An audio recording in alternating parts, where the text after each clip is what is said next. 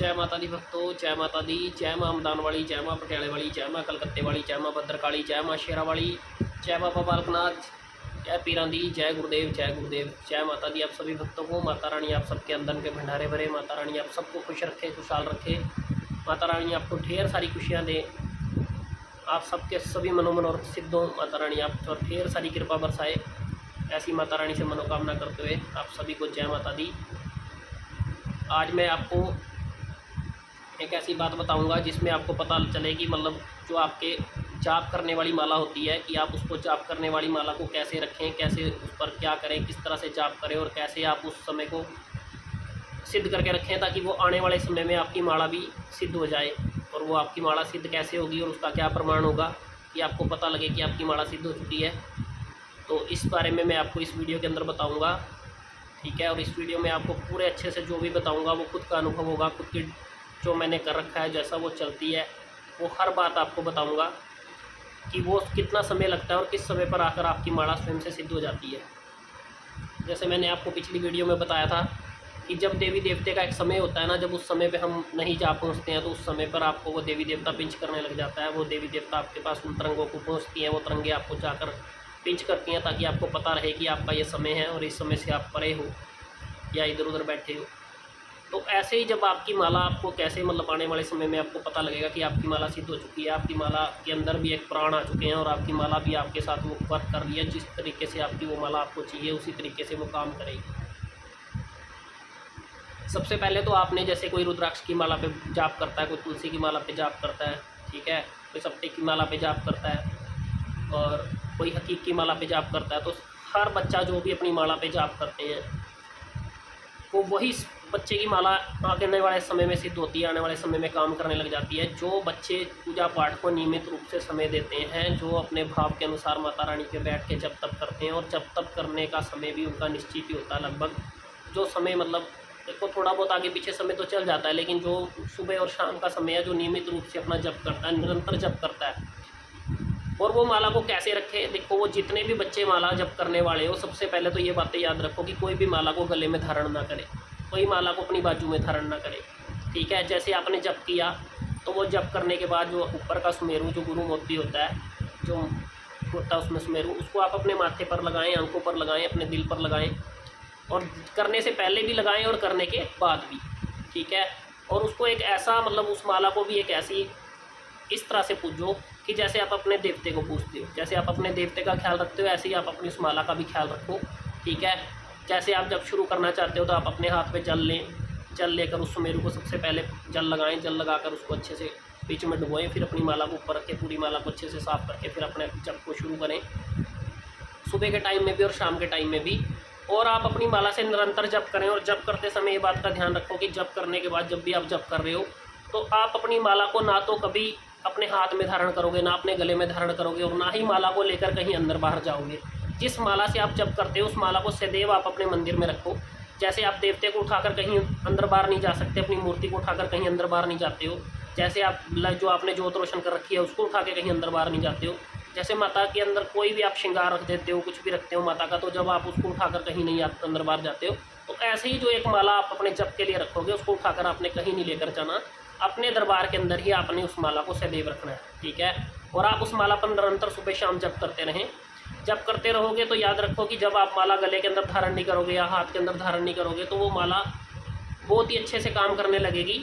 और वो कितना समय लेगी काम करने में, देखो कुछ बच्चों की माला जैसे कि जल्दी सिद्ध नहीं होती है, लेकिन वो माला समय लेती है। जब आप लगातार उस माला में जप करते रहोगे, जैसे ही आपको 2 साल 3 साल बीतते चले जाएंगे जप करते हुए, तो वो माला एक तरह से सिद्ध होती चली जाएगी, सिर्फ एक निरंतर सुबह शाम के जप करने से, ठीक है। उस पर आपने कोई, और उसी बीच में जैसे आपने किसी दिन 21 दिन की सेवा की है या 41 दिन की सेवा लगाई है, तो आपने उसी माला से वो सेवा लगानी है, और उसी माला से सेवा लगाकर वो माला भी अपने दरबार में ही वहीं रखनी है जहाँ आपने अपनी जोत रोशन कर रखी है। और कोशिश करें कि वो माला जोत के सामने ही रखें, ठीक है। और माला को इकट्ठा करके ना रखें, माला को सीधा करके रखें जब भी रखें। तो जैसे जैसे आप अपनी माला को सिद्ध करते चले जाओगे, माला के ऊपर जप करते चले जाओगे, वो माला के अंदर प्राण डलते चले जाएंगे, उसमें देवता काम करने लगेगा, एक हिसाब से उस माला के अंदर देवता का वास होता चला जाएगा, वो तरंगे उसमें वास करने लगेंगी, जो तरंगे आपके शरीर पर रहती हैं वो माला के अंदर भी प्रवेश होती चली जाएगी। अब वो माला समय आने पर आपको कैसे पता लगेगा कि वो सिद्ध हो रही है? वो समय जब आएगा, जब आपकी माला सिद्ध होगी। देखो, जिन बच्चों को लगातार ऐसा काम करते हुए बहुत साल हो चुके हैं, तो वो अब भी अपनी माला को कैसे पता कर सकते हैं कि वो माला अपनी सिद्ध हो चुकी है, उसके बारे में भी मैं आपको बताता हूँ। और जो जो अपनी माला को हाथ में धारण कर रहे हैं, अपने गले में धारण कर रहे हैं, या अपनी माला को उठाकर बाहर ले जाते हैं और फिर वही माला लाकर कहीं रख देते हैं। देखो, जब भी आप घर से जब आपने किसी मूर्ति की स्थापना की है, या किसी भी माता की प्रतिभा की स्थापना की है, प्रतिमा स्थापित कर दी है, कुछ भी कर दिया, तो आप जब उसे नहीं कहीं पे ले जा सकते, आप हमेशा अपनी जान से ज़्यादा उसकी केयर करते हो। हर समय आपको ध्यान रहता है कि कोई दिन त्योहार आने वाला है, आप उसमें माँ को स्नान कराते हो, अपने देवताओं को स्नान करवाते हो, आप उनकी साफ़ सफाई का अच्छा ख्याल रखते हो।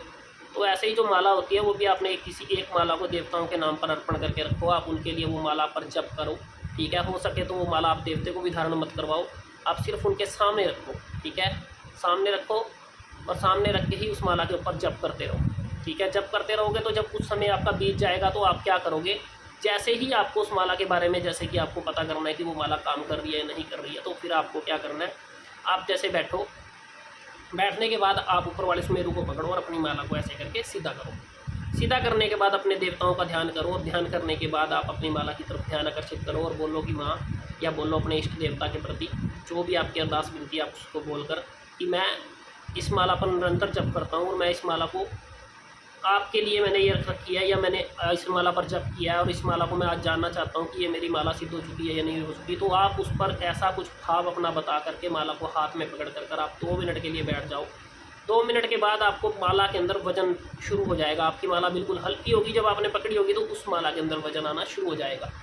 जब वो माला के अंदर आप जब उसकी ध्यान के लिए बैठे, तो जब वो माला के अंदर वजन पूर्ण रूप से आ जाए, जब आपको पता लगे कि ये माला पहले से भारी हो चुकी है और इसके ऊपर वजन आ रहा है, और वो वजन आपको बहुत ज़्यादा महसूस होगा, ऐसा नहीं कि कोई खेल है ये, ठीक है। जब आप बैठोगे तो वो वजन आपको बड़ा महसूस होगा, आपको पता लग चुका जाएगा कि उस माला के अंदर वजन पूर्ण रूप से आ चुका है। और जब आप उस माला के अंदर वजन आ जाएगा, तो आपको पता लग जाएगा कि इसके अंदर तरंगें प्रवेश हो चुकी हैं, या देवते का प्रवेश हो चुका है। तो तब जब आप उसके अंदर, जब वो देवता के हिसाब से जब वो माला आपके साथ सिद्ध हो चुकी होगी, जब वो खड़ी हो चुकी होगी, भाई अब वो जवाब देने के लायक है, तो आप जब भी कोई सवाल पूछोगे, जिस सवाल का जवाब हाँ में होगा, तो वो माला ऐसे हिलेगी सीधी, ठीक है। आपके हाथ में पकड़े पकड़े ही वो माला सीधी हिलती रहेगी, और वो कंटिन्यू सीधी ऐसे ही रहेगी। आपका हाथ स्थिर रहेगा। आपने जितनी ज़्यादा से ज़्यादा कोशिश करनी है, आप अपने हाथ को स्थिर रख लेना। हो सके आप अपने हाथ को ऐसे रख के बैठ जाना, जैसे आपको लगे कि आप अपनी माला को पकड़कर रोक सकते हो। बच्चों में बच्चे सक्षम है इस बात में, ऐसा नहीं है कि आप सक्षम नहीं हो, हर बच्चा सक्षम है जो करने बैठेगा।